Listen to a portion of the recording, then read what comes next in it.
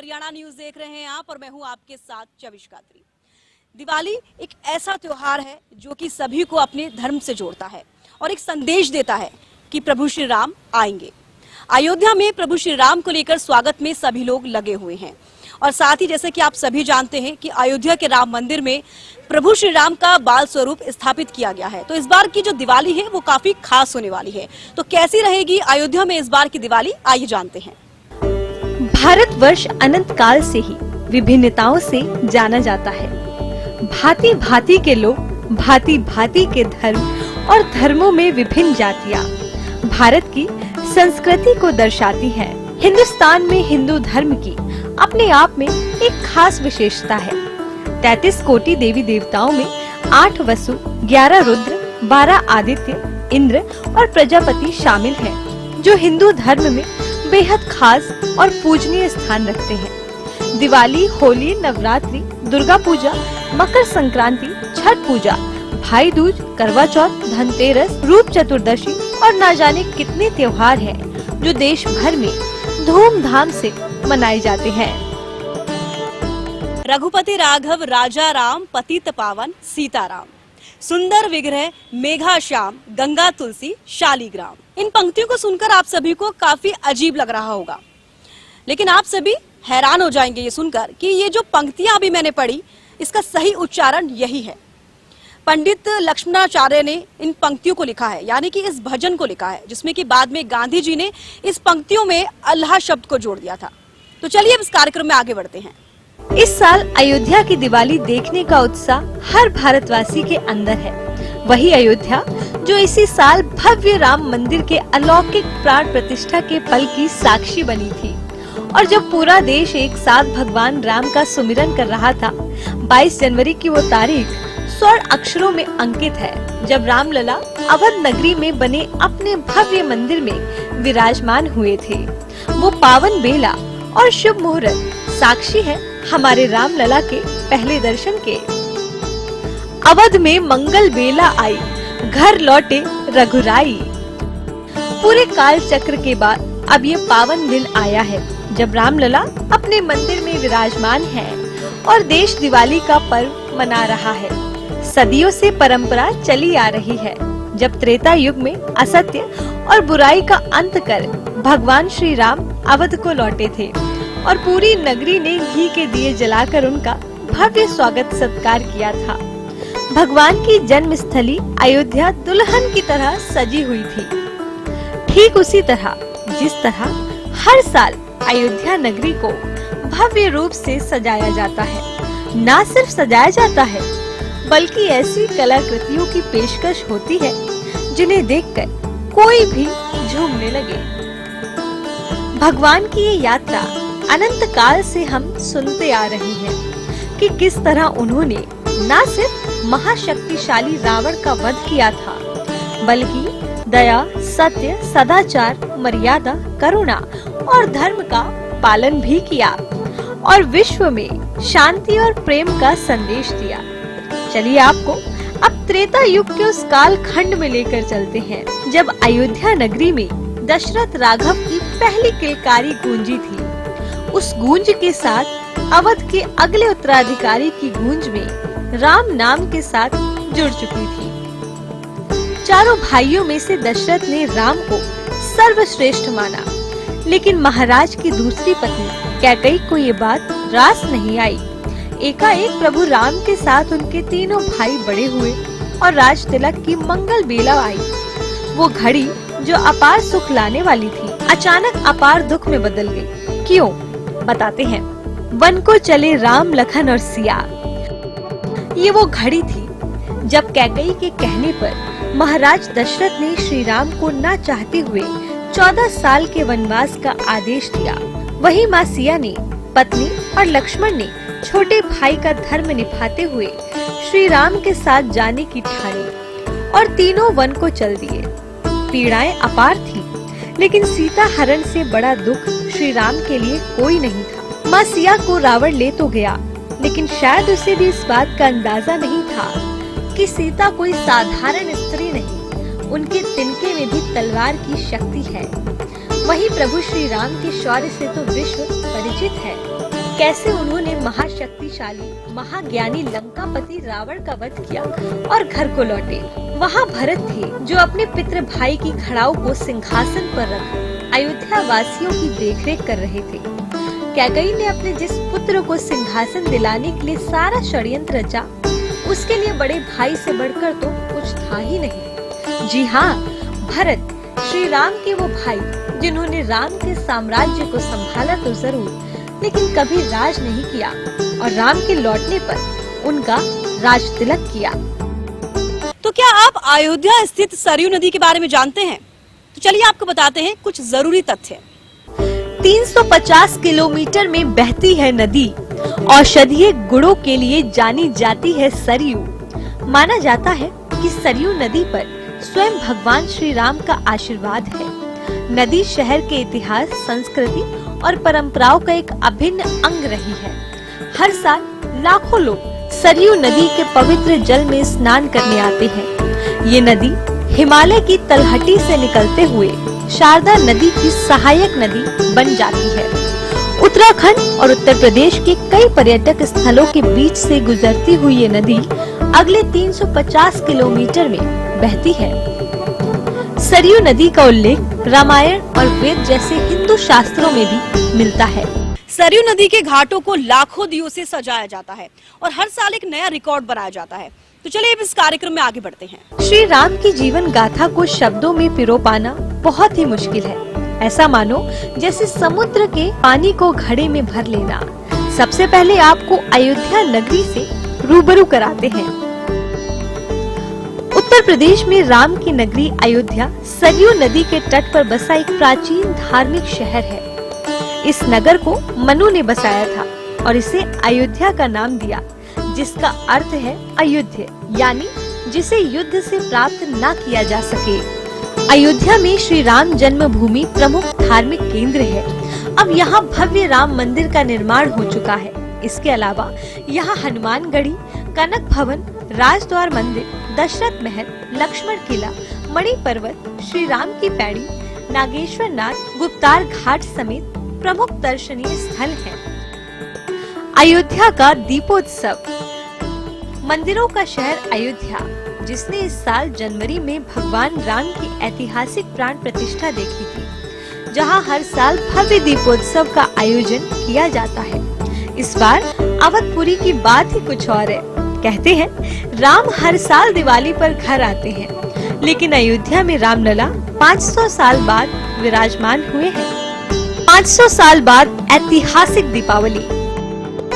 अब 500 साल बाद जब प्रभु श्री राम अपने मंदिर में विराजमान हुए हैं, ये दीपावली उसी ऐतिहासिक क्षण की पुनरावृत्ति के रूप में मानी जा रही है। रामलला के विराजित होने के बाद ये पहली दीपावली होने के कारण विशेष रूप से भव्य और अविस्मरणीय होगी।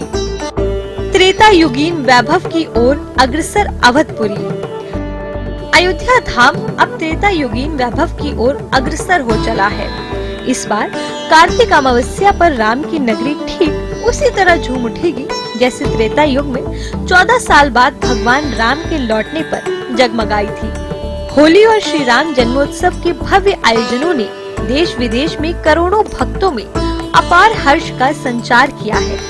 यूँ तो 2017 से ही दीपावली पर अयोध्या का सरयू घाट रिकॉर्ड संख्या में दीपों से जगमग होता रहा है, लेकिन 2024 में 8वें दीपोत्सव कार्यक्रम को लेकर मुख्यमंत्री योगी आदित्यनाथ के विजन में कार्य योजना के तहत काम हुआ है। इस बार का दीपोत्सव कई मायनों में खास माना जा रहा है और रामलला के शुभ चरणों की छाया में इसे भव्यतम बनाने में कोई कसर नहीं छोड़ी गई। इस साल न केवल राम की पैड़ी, नया घाट समेत अयोध्या के विभिन्न घाटों को 25 लाख से ज्यादा दियों से सजाया गया है, बल्कि 4 दिन तक चलने वाले दीपोत्सव कार्यक्रम में रोशनी सज्जा इस कदर आकर्षक है जो अयोध्या धाम को साकेत धाम की वास्तविक अलौकिक आभा प्रदान कर रही है। रामलला की पहली दिवाली। राम मंदिर परिसर में 2 लाख दिए, राम मंदिर में गाय के गोबर के दिए, सरयू के 55 घाटों पर 25 लाख दिए, ऑनलाइन दीपदान की भी सुविधा। ये 8वां दीपोत्सव है जो कि अवधपुरी में मनाया जा रहा है। इसका मतलब कि 7 सालों से अवधपुरी में ये दीपोत्सव जो है काफी धूमधाम से मनाया जाता है। 8वां भव्य दीपोत्सव पहली बार 2017 में दीपोत्सव का आयोजन 2017 में जलाए गए थे 1,71,000 दिए। 2018 में जलाए गए थे 3,01,000 दिए।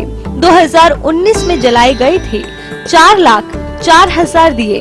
2020 में जलाए गए थे 6,06,000 दिए। 2021 में जलाए गए थे 9,41,000 दिए। 2022 में जलाए गए 15,76,000 दिए। 2023 में जलाए गए 22,23,000 दिए। 2024 में जलाए जा रहे 25 लाख दिए। तो देखा जा सकता है कि पिछले 7 सालों में हर साल दिए की संख्या बढ़ाई गई है। अब कार्यक्रम में आगे बढ़ते हैं और जानते हैं त्रेता युग में दिवाली कैसे मनाई गई थी। कैसी थी त्रेता युग वाली दिवाली? दिवाली त्रेता युग वाली।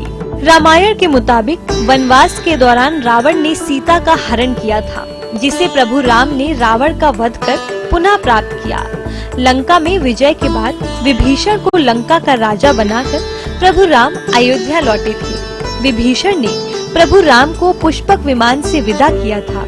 जब अयोध्या के निवासियों को पता चला कि प्रभु राम विजयी होकर वापस आ रहे हैं, तो पूरे नगर में उल्लास की लहर दौड़ गई। बताया जाता है कि जैसे ही ये सूचना अयोध्या में फैली, प्रकृति भी खिल उठी और सूखी सरयू नदी फिर से अविरल बहने लगी। जब 14 साल बाद अयोध्या पहुँचे श्री राम। त्रेता युग में राम सत्कार। अयोध्या वासी अपने राजा के स्वागत के लिए दिए जलाकर पूरी नगरी को सजाने लगी। जहाँ से प्रभु राम गुजरे, वहाँ की प्रकृति का सौंदर्य निखर गया था। लोग खुशी के मारे पटाखे फोड़ने लगे और देवी देवता भी पुष्पों की वर्षा कर रहे थे। जब प्रभु राम अयोध्या पहुँचे तो उन्होंने सभी को गले लगाया और अयोध्या वासियों ने उनका स्वागत पुष्पों से किया। ये दिन कार्तिक अमावस्या का था, जिसे अब दीपावली के रूप में मनाया जाता है। ये पर्व असत्य पर सत्य की विजय का प्रतीक है। आज भी अयोध्या की दिवाली देश भर में ही नहीं, विश्व में प्रसिद्ध है और हर साल इसे और भव्य बनाने का प्रयास किया जाता है। मुख्यमंत्री योगी आदित्यनाथ के विजन के मुताबिक दीपोत्सव कार्यक्रम के दौरान अयोध्या को intelligent, dynamic, colour changing LED decorative panels एवं मल्टीमीडिया प्रोजेक्शंस समेत विभिन्न प्रकार की आधुनिक लाइटिंग से युक्त किया गया है। थीमेटिक लाइट्स और पिलर्स। कार्यक्रम स्थल के अलावा अयोध्या के विभिन्न स्थानों को भी इनसे युक्त किया गया है। नया घाट समेत राम की पैड़ी पर स्वागती द्वार बनाए गए, जिन्हें थीमेटिक लाइटेड आर्क पिलर से युक्त किया गया है। अयोध्या में भक्ति पथ समेत विभिन्न मुख्य पथों को आकर्षक रोशनी एवं फूलों से सजाया गया। साथ ही अयोध्या से गोंडा की ओर जाने वाले मार्ग पर गोंडा ब्रिज तथा अयोध्या से बस्ती जाने वाले मार्ग पर बस्ती ब्रिज को आकर्षक रोशनी सज्जा से युक्त किया गया है। भव्य दीपोत्सव। अयोध्या के 500 से ज्यादा प्रमुख स्थलों को आकर्षक साइनेज बोर्ड से सजाया गया है। इसके अतिरिक्त 20 आर्टिस्टिक इंस्टॉलेशन की भी अयोध्या के विभिन्न क्षेत्रों में दीपोत्सव कार्यक्रम के दृष्टिगत स्थापना की गई। अयोध्या में इस बार 25 लाख दिए जलाए जा रहे हैं, जो अपने आप में विश्व रिकॉर्ड है। जैसा कि हमने पहले भी बताया कि पिछले साल राम नगरी में अलग अलग घाटों पर 22,23,000 दिए जलाए गए थे। 28 अक्टूबर से दीपोत्सव जारी है। इस बार भी स्वयं सेवकों की सहायता से दीप प्रज्वलित किए जा रहे हैं। खास बात ये है कि न सिर्फ राम मंदिर के दिए गाय के गोबर से बने हुए हैं, बल्कि नगरी में जलने वाला हर दिया गाय के गोबर से निर्मित है। गाय का गोबर काफी शुद्ध और पवित्र माना जाता है। ऐसे में इससे वातावरण में भी सकारात्मक ऊर्जा का संचालन होगा। साथ ही कुम्हारों के चेहरे भी खिल उठे हैं। उनके लिए रोजगार के द्वार खुले हैं। जाहिर है कि गरीब कुम्हारों की दिवाली भी रोशन हो गई। ये भी बता दें कि दिए बनाने में अयोध्या नगर निगम ने भी काफी सहायता की है। वहीं गाय का गोबर गौशालाओं से इकट्ठा किया गया है। सरयू घाट पर महाआरती।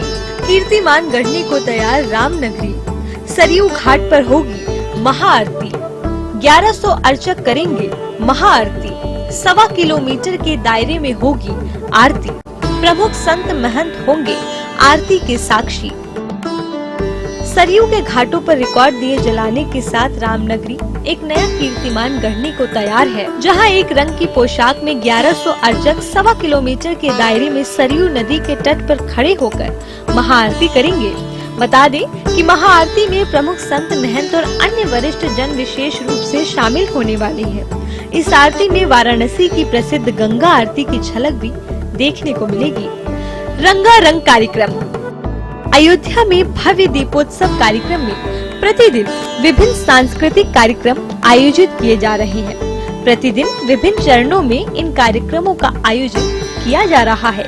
दीपोत्सव की हर रात शानदार आतिशबाजी का भी आयोजन होता है। आतिशबाजी से आकाश में रोशनी होती है, जिससे उत्सव का माहौल और भी खास बन जाता है। विभिन्न प्रसंगों का मंचन।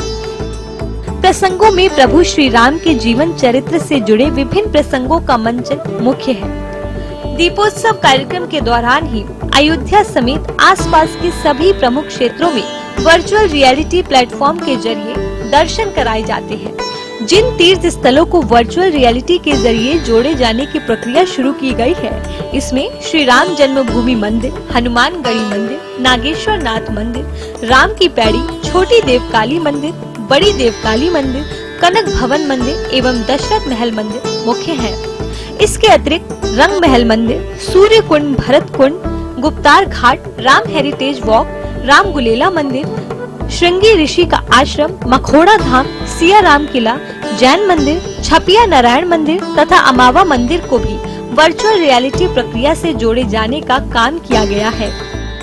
दीपोत्सव पर सजे 10 बड़े मंच। संस्कृति विभाग ने पूरे शहर में 10 सांस्कृतिक मंच बनाने की योजना बनाई थी।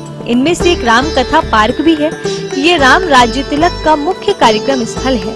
इसके अलावा अन्य कई प्रमुख मंचों पर रामलीला और सांस्कृतिक कार्यक्रमों का आयोजन हुआ।